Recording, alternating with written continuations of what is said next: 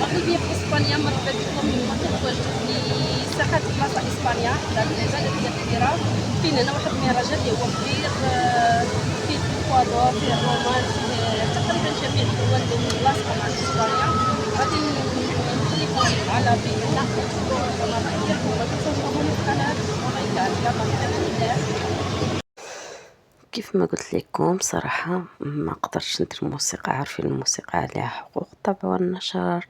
كان مهرجان صراحة زويون زويون بزاف، وفي منطقة راقية في إسبانيا في مدينة فالنسيا. كيديروا مهرجانات أو حفلات كيف ما كيقولوا هما كيقولوا فيشطة.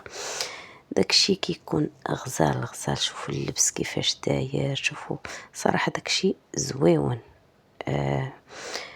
كيديروا حفلات كبيرة، كيديروا صراحة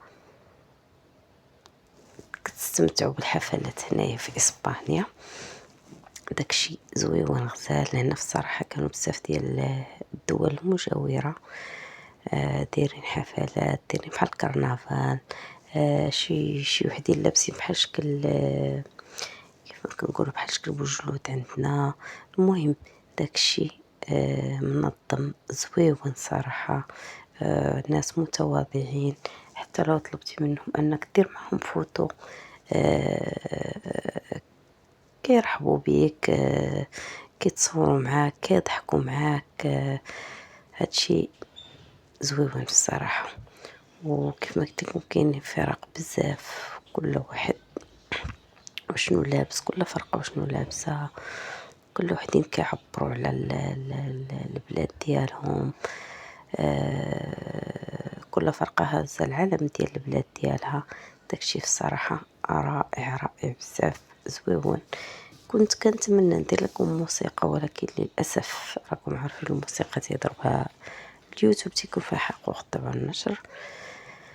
لهذا ما درتش موسيقى، حيدتها وفضلت انني نهضر ونفسر لكم شويه. بالنسبه للناس اللي كيبغيو يجوا سياحه، صراحه زوينه السياحه هنا في اسبانيا. عندهم ما يتشاف، كاينين بلايص زويونين، كاينين مناظر، كاين الصراحه ما يتشاف. كاين فالنسيا، مربية، إيبيزا، بزاف ديال المدن عندهم. مدريد، عندهم بزاف ديال المدن تقدروا تمشيو ليهم تزوروهم. كيف ما قلت لكم كيكونوا حفلات، كيكون داكشي زويون متول. وصراحة غنخليكم مع الفيديو وفرجة ممتعة للجميع، ولكن الموسيقى راه ما كايناش.